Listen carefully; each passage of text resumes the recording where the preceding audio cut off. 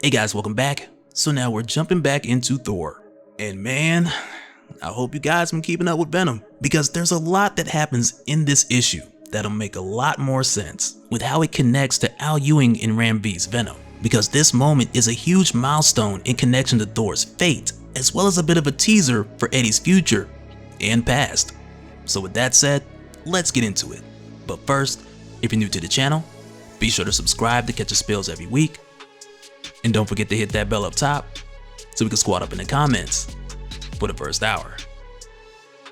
Alright, so jumping back in, we pick right up from the moment where the newborn Venom child symbiote had just created a hammer by extracting the magical metal known as promethium from Darkov's body. But also beneath them, while all this is happening, down in the catacombs of Asgard, the Underdark, Donald Blake is suffering his punishment, which some of you guys pointed out that this was actually Loki's punishment in Norse mythology, which is true. But I also want to point out that this is why Loki gave Donald Blake this punishment in the form of a reward, because Loki also gave Donald his position as the god of lies since he was seeking godhood, and now he got it. But also while this venom is pouring into Blake's eyes, the eyes of a god, the god of lies, we're also told that a myth is slippery. A story coils like a snake, it turns and it twists. And if it's not for justice, like Loki had mentioned, maybe it's about revenge. As we see Donald Blake go from an agonizing scream to then saying, Loki. And meanwhile up top, Loki's pretty much like, hey, did somebody just say my name?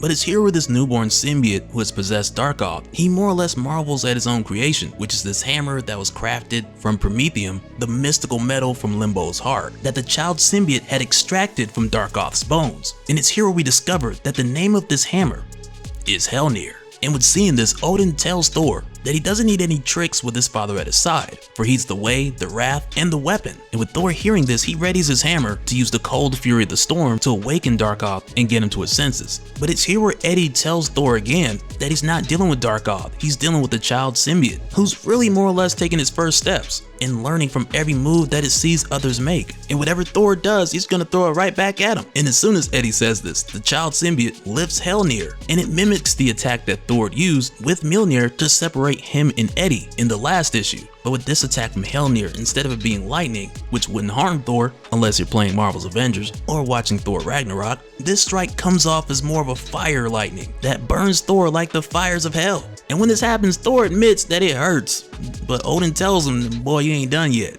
But also I want to take a moment because a few of you guys said in the last video that Darkov kind of looks like Red Piccolo. And I gotta admit, after you guys said that, now I just can't unsee it. So thank you for that. Because it's not going away. But just after this, when Red Piccolo comes back at Thor, Mjolnir and Helnir meet in a violent clash, which as a result causes Mjolnir to bleed. And when this happens, Odin expresses that he feels strange. But also around this time, Eddie jumps in and he blinds the child symbiote and he webs him up, only for the child symbiote to break out of those webs moments later. But for Thor, with him seeing Mjolnir bleed, he then declares that he's no longer holding back. The hammer bleeds and blood demands blood. But with the child symbiote possessing Darkov and getting its power amplified by Limbo's own magic, a universe of darkness, it's here where Thor tells Eddie that they cannot fight such darkness alone, and more or less that they should combine to give them an advantage as well. And it's here where Thor asks Eddie, are we of the same mind? Which not only is Thor making sure that Eddie's on the same page, but it's also him asking Eddie for the two of them to combine their power. And it's with hearing this that Eddie agrees, while also making mention that he's used to being the guy on the inside. But with this happening, they merge together and the two of them become the God in Black. And for me, when I see this, I'm like, okay, Thor, like what's really going on? Because not too long ago when Thor was holed out, which at the time really wasn't his fault, but nonetheless with this happening, we saw that this had brought Thor to a place of much regret, with him losing control and breaking the Bifrost, which later we saw caused him to question himself as a king. So I'll admit, with seeing Thor bond with Eddie, these are the first things that run across my mind. And at first, it had me thinking like, why would Thor do this? But then given the circumstance of him seeing Mjolnir bleed, and him trusting Eddie, and on top of that, him asking Eddie if they are of the same mind, and for me, those were points within the narrative that allowed Al Ewing and Donny Cates to pull this off here. But from here moving forward, it gets even crazier. because after they're bonded, they then take the fight to the newborn symbiote rather quickly. And it's pretty crazy because from here, Bedlam's child doesn't get another hit in, because the God in Black is just hitting him with combo at the combo. Combo cancel, combo. Like the stagger on Bedlam's child, it's just nuts from here. But after this, the thing that really does it is when Loki summons a dragon and he calls for it to just rain fire on Bedlam's child. Because it's with doing this attack, it causes Bedlam's child to separate from Darkoth, with removing the symbiote from Darkoth's body, to where then soon after, Bedlam's child then leaves the symbiote, escaping from the physical goo, because much like his father, he can travel throughout time into another symbiote. And that's precisely what he does here. But I also want to say, if you need to get caught up on how either Eddie or Bedlam's child are able to transport their consciousness from one symbiote to another, I got a playlist down below that'll get you caught up on Al Ewing and Ram V's Venom series. Because in that playlist, we pick up from when Eddie first started jumping into other symbiotes from the conclusion of King in Black, and also how that ability evolved into the ability to time travel in Venom issue 1. And trust me, reading Venom will make a lot of this make a lot more sense. Because throughout that series and a couple others, we're seeing a ton of events unfold and connect together. And it's continuing the upward trajectory that has just been booming for Venom since 2018. So if you need to get caught up, I already got you down in the description. But at this moment, after Bedlam's child is defeated, in Darkoth, he's just out cold because the fire didn't so much bother him. But with Bedlam's child leaving the symbiote and the hammer behind, Eddie then lifts it up, and he's like, how about that? Looks like I'm worthy. And it's right here where Eddie does this that this causes Thor to be suspicious. Because Thor knows a thing or two about a god pretending to be a man. And also when Eddie first got here, he told Thor that he hadn't seen him in centuries. And while Eddie's holding the hammer, he starts to transform, and he tells Thor that he didn't lie to him about being Eddie Brock. And it's here where Eddie admits that the truth is that he's so much more than just Eddie. And it's right here where he transforms into Meridius, and he tells Thor that he's seen his future. The past is set in stone, but the future,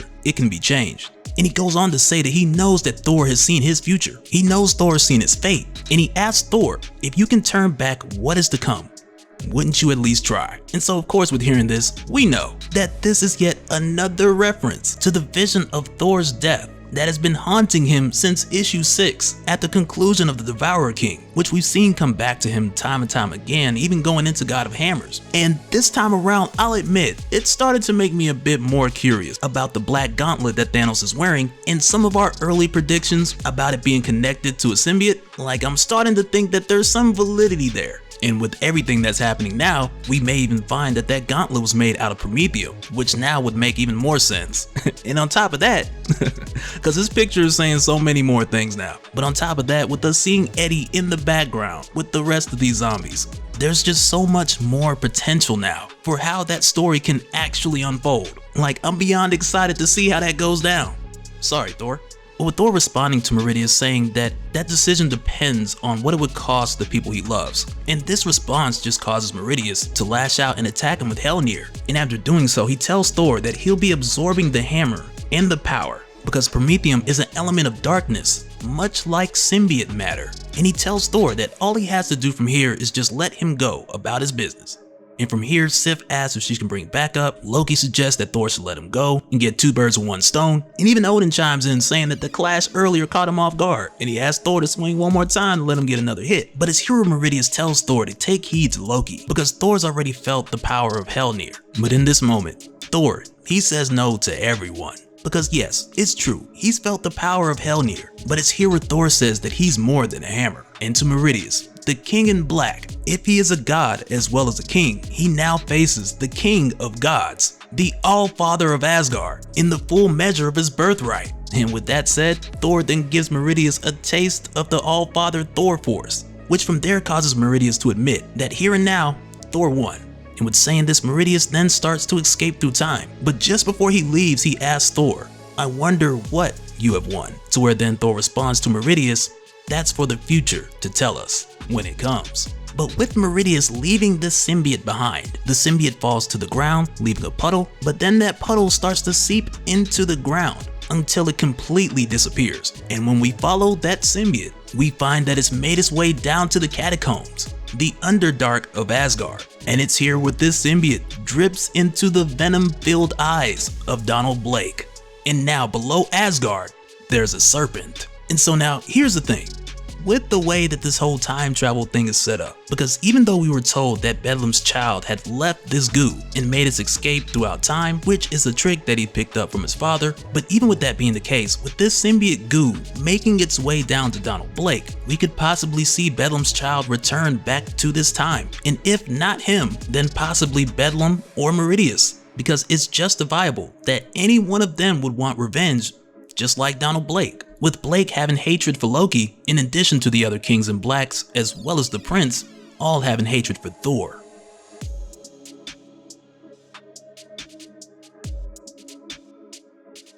And so now real quick, I want to give a special shout out to all the patrons. Thank you guys for all of your support, and for anyone who's new here who wants more information on how to support the channel, I got a link below so you can go to patreon.com/dopespill.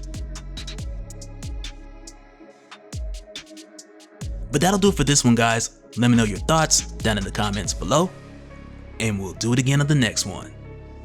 Alright, later.